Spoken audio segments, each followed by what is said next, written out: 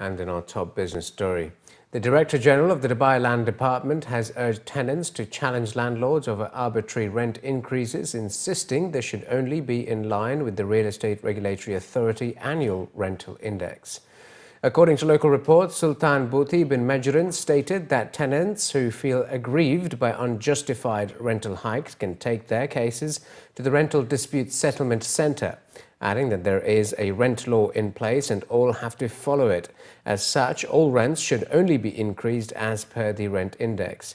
The Rental Dispute Settlement Centre was established in 2013 with the aim of improving the legal framework in place to protect tenants and quickly settle disputes.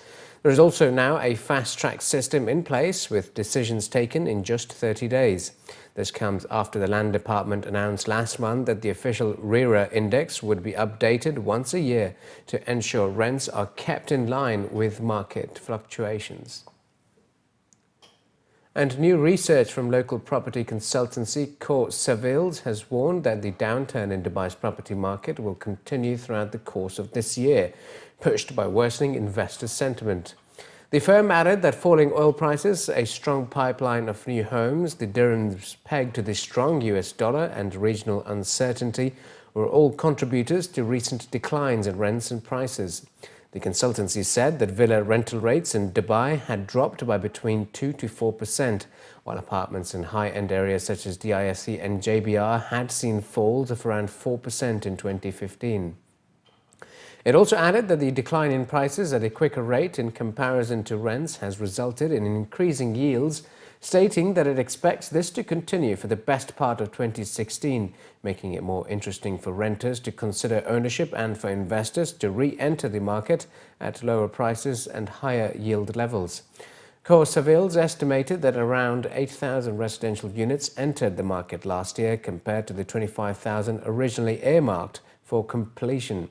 It projected that between 9,000 to 10,000 would be handed over in 2016.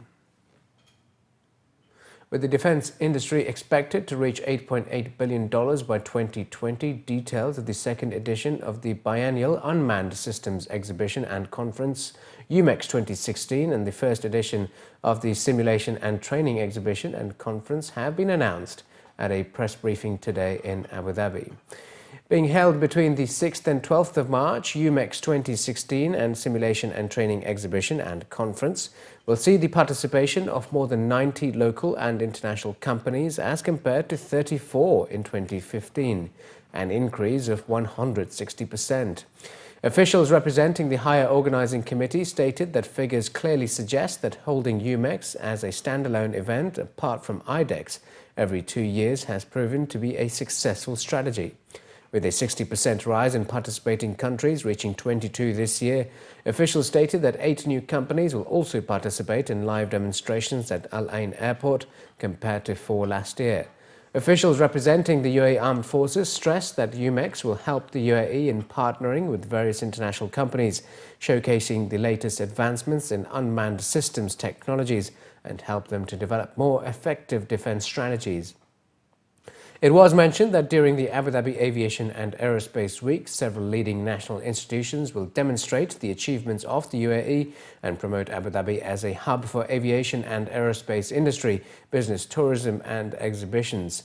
To be held during the Abu Dhabi Aviation and Aerospace Week and in collaboration with ADNEC and UAE Armed Forces, officials highlighted that UMEX and Simulation Conference and Exhibition will provide an ideal platform for exchanging expertise and knowledge on all aspects of the critically important defense sector. One of our objectives or the vision of Abu Dhabi National Exhibition Company is to increase or to be the leadings in the Middle East. And to be the leading in the Middle East, we are focusing on developing a lot of exhibitions and conferences, and we host exhibitions and conferences. And the reason why we segregate UMEX than IDEX is a strategic decision. our objective is to increase number of events here, which we hosted in Abu Dhabi and our venues, and this is one of our objectives. And alhamdulillah, by segregating the UMEX from IDEX, it's really added a lot of value to our city and to our venue by increasing number of events. The first or the second edition of UMEX, alhamdulillah, we are achieving a lot of strong records. Similar to space, it's increased by 6 times, so 13,000 square meters compared with 12,000 square meters.